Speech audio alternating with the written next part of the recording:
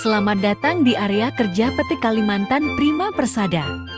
Sebelum Anda memulai aktivitas, ada satu hal yang sangat penting yaitu keselamatan.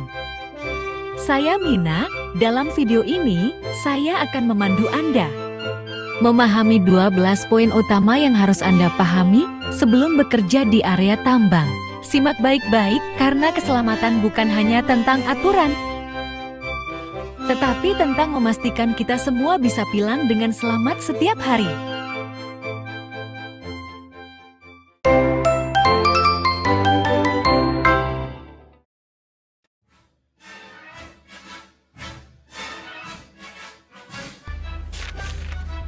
Dalam bekerja, keselamatan adalah hal utama. Karena itu, ada yang namanya kebijakan K3LH, kesehatan, keselamatan kerja, dan lingkungan hidup. Ini adalah pedoman yang harus kita patuhi untuk menciptakan tempat kerja yang aman dan sehat.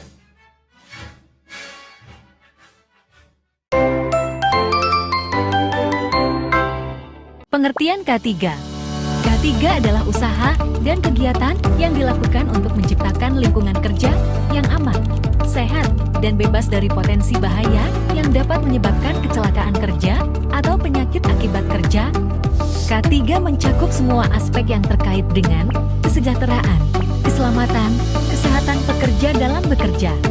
Tujuan K3, tujuan utama dari K3 adalah melindungi pekerja dari kecelakaan dan penyakit akibat kerja, meningkatkan produktivitas, dan menciptakan lingkungan kerja yang lebih aman dan nyaman, mematuhi peraturan dan standar keselamatan kerja yang berlaku. Menciptakan budaya keselamatan di tempat kerja, di mana setiap orang peduli terhadap keselamatan diri sendiri dan orang lain. Adapun unsur K3. Unsur-unsur dasar K3. 1. Identifikasi bahaya. 2. Penilaian risiko. 3. Pengendalian bahaya. 4. Pelatihan dan penyuluhan. 5. Penerapan standar keselamatan. 6. Laporan dan evaluasi. Keselamatan dan kesehatan kerja bukan sekadar kewajiban, tetapi komitmen bersama. Dengan memahami tujuan, unsur, dan penerapan K3, kita dapat menciptakan lingkungan kerja yang lebih aman, sehat, dan produktif. Ingat, setiap tindakan kecil dalam menjaga keselamatan bisa berdampak besar. Mari jadikan K3 sebagai budaya kerja kita.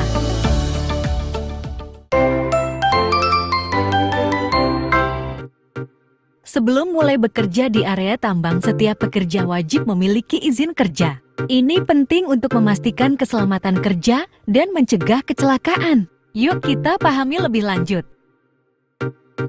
Apa itu simper?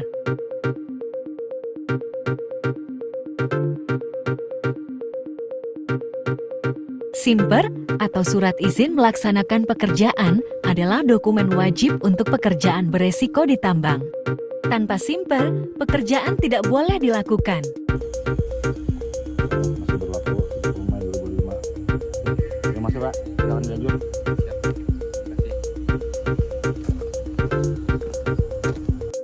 Pekerjaan yang memerlukan simper. Simper dibutuhkan untuk pekerjaan seperti pekerjaan panas, kerja di ketinggian,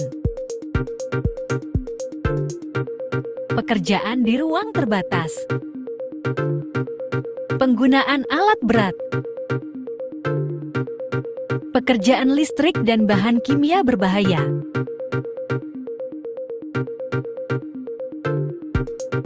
Pentingnya mematuhi simper.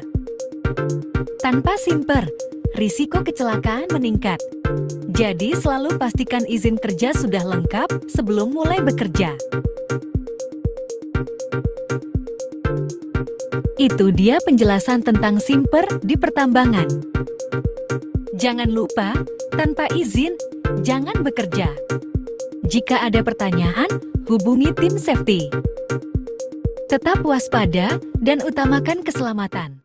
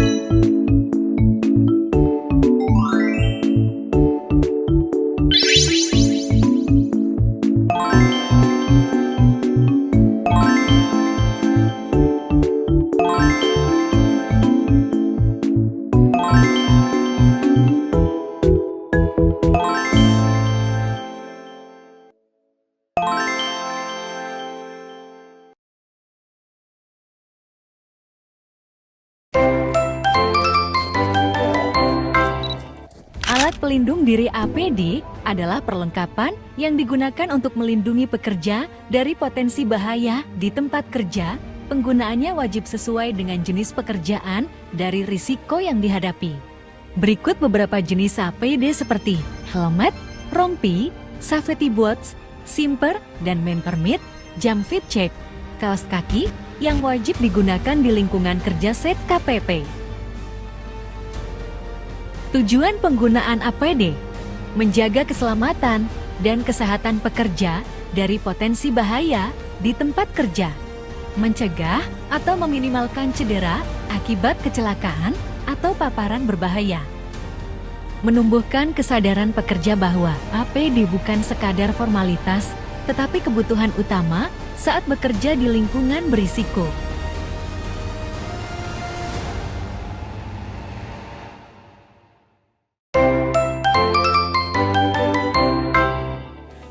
Bahaya di area kerja dapat berasal dari berbagai sumber dan memiliki potensi besar untuk menyebabkan kecelakaan atau penyakit akibat kerja. Identifikasi dan pengendalian bahaya merupakan langkah penting dalam menjaga keselamatan dan kesehatan pekerja. Jenis-jenis bahaya di area kerja. 1. Bahaya fisik. 2. Bahaya kimia.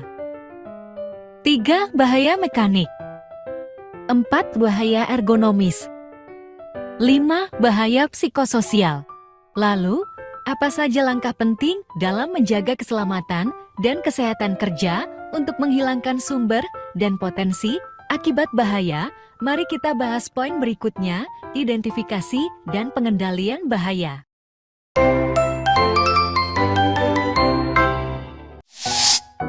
Pernahkah Anda berpikir bahwa setiap pekerjaan yang kita lakukan punya risiko bahaya? Tentu, berikut penjelasan singkat tentang identifikasi bahaya dan penilaian risiko. Bahaya merupakan potensi tinggalnya cedera atau kerugian bagi pekerja, proses, properti, atau lingkungan sekitar. Risiko yaitu kemungkinan suatu bahaya yang dapat terjadi. Insiden adalah sebuah kejadian yang tidak diinginkan akibat bahaya. Kecelakaan kerja adalah insiden lanjutan yang dapat mencederai pekerja, menyebabkan rusaknya barang, atau pencemaran lingkungan. Dampak adalah tingkat keparahan atau kerugian akibat kecelakaan kerja terhadap manusia, properti, lingkungan, dan lainnya. Matriks penilaian risiko untuk menentukan frekuensi kemunculan kelebihan tertentu dan dampak yang mungkin timbul. Kemungkinan atau probability adalah kesempatan terjadinya kecelakaan akibat suatu bahaya. Sedangkan dampak atau severity adalah tingkat kelebihan yang mungkin terjadi dari suatu kejadian. Selanjutnya, tentukan level risiko berdasarkan penilaian tersebut. Apakah risiko bisa diterima atau tidak diterima? Jika masuk dalam kategori sering terjadi dan berdampak sedas, maka risiko tidak dapat diterima, dan organisasi harus menetapkan langkah selanjutnya.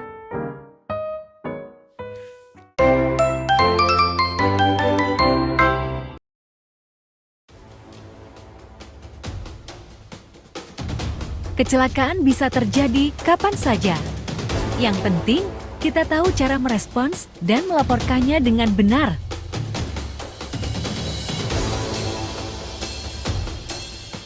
Luka ringan ialah luka kecil, tidak butuh perawatan serius. Luka berat ialah cedera serius perlu perawatan medis. Fatal ialah kematian atau cacat permanen. Near miss ialah insiden nyaris celaka. Proses pelaporan kecelakaan. 1. Laporkan segera ke atasan atau petugas K3. 2. Beri pertolongan perta jika memungkinkan. 3. Amankan lokasi untuk mencegah risiko tambahan. 4. Investigasi dan dokumentasi. 5. Laporan resmi untuk pencegahan kecelakaan di masa depan. Jangan anggap sepele. Laporkan setiap kecelakaan untuk keselamatan bersama.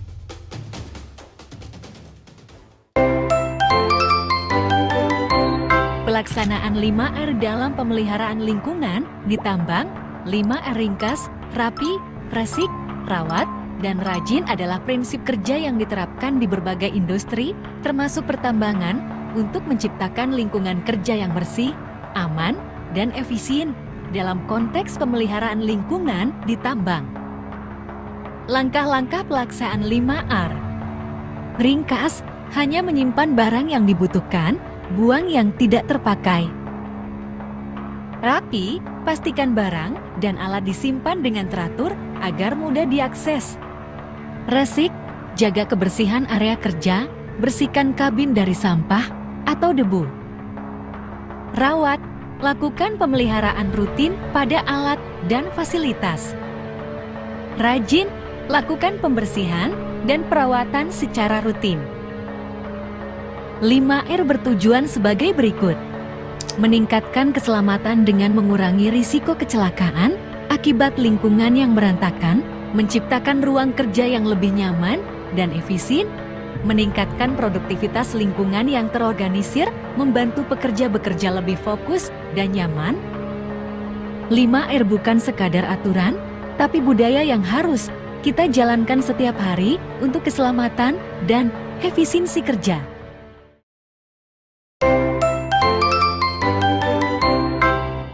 Loto adalah prosedur keselamatan yang digunakan untuk memastikan bahwa mesin atau peralatan tidak dapat dinyalakan saat sedang diperbaiki atau dirawat. Berikut langkah-langkah penggunaannya. 1. Persiapan. Identifikasi sumber energi yang perlu dikendalikan listrik, hidrolik, pneumatik, mekanik. Pastikan pekerja yang bertanggung jawab memahami prosedur loto dan alat yang digunakan. 2. Isolasi sumber energi. Matikan mesin atau peralatan menggunakan tombol off atau saklar utama. Pastikan semua sumber energi tambahan seperti baterai cadangan juga dimatikan. 3. Pemasangan kunci dan tak lock-on dan take-out.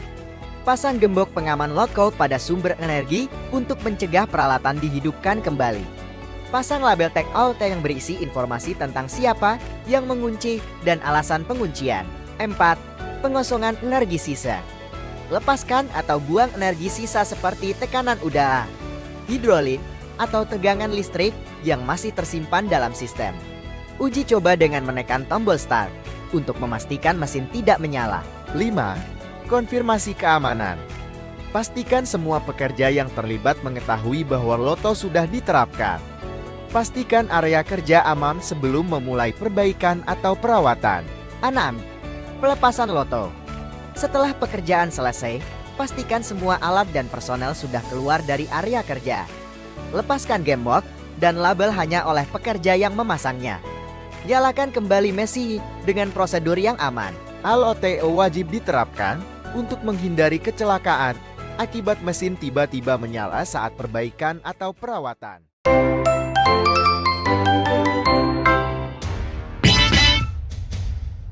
Bagaimana ketika unit dump truk kebakaran? Berikut beberapa cara untuk memadamkan api dengan apar. Pada saat operator membawa apar, tarik atau cabut pin pengaman apar agar siap digunakan. Arahkan nozzle atau selang apar ke sumber api, tepat di bagian dasar. Tekan tuas atau pemicu apar untuk menyemprotkan media pemadam. Terakhir dengan cara disapu, sebelum disapu menggunakan apar pastikan untuk melakukan perkiraan agar tidak terkena asap atau api. Cara ini terdapat dua yaitu dengan jarak jauh dan jarak dekat. Pastikan gerakan selang dari sisi ke sisi agar menyapu untuk memastikan api benar-benar padam. Hal yang perlu diperhatikan, gunakan apar sesuai dengan jenis kebakaran. Berdiri sejauh 1,5 sampai 2 meter dari sumber api. Jangan membelakangi arah angin.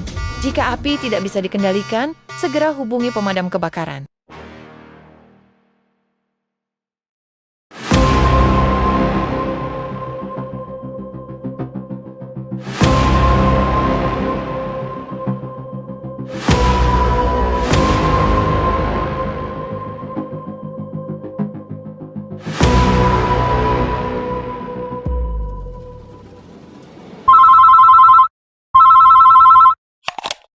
Lakukan panggilan emergency call.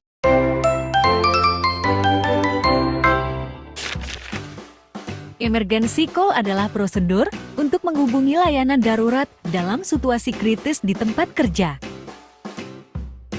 Tata cara pelaporan. Pindahkan channel ke security terlebih dahulu. Lalu mengatakan emergency sebanyak 3 kali.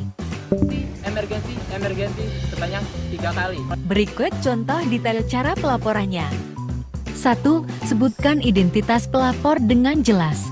Pasha Fikri, KE 24001. 2. Sebutkan lokasi kejadian dengan jelas. Kejadian terjadi di area peak service. 3.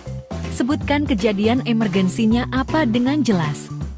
Dia mengalami luka berat pada saat menuruni unit. 4. Sebutkan jumlah korban jika ada. Jumlah korban 1. 5. Bantuan apa yang diperlukan di lokasi kejadian. Bantuan yang diperlukan medis beserta ambulan dan security yang mengawasi. Tujuan emergency call. Memastikan bantuan profesional segera datang ke lokasi kejadian. Menjaga keselamatan pekerja dengan menyediakan respons cepat terhadap situasi darurat. Kita telah membahas 12 poin utama dalam induksi ini. Mulai dari kebijakan K3, alat pelindung diri, hingga prosedur keadaan darurat. Ingat, keselamatan adalah tanggung jawab kita bersama. Terapkan setiap langkah dengan disiplin, karena nyawa tidak bisa digantikan. Pastikan Anda selalu waspada, saling mengingatkan, dan bekerja dengan aman. Terima kasih telah mengikuti induksi ini bersama saya Mina. Tetap patuhi aturan, dan mari ciptakan tempat kerja yang lebih aman untuk kita semua.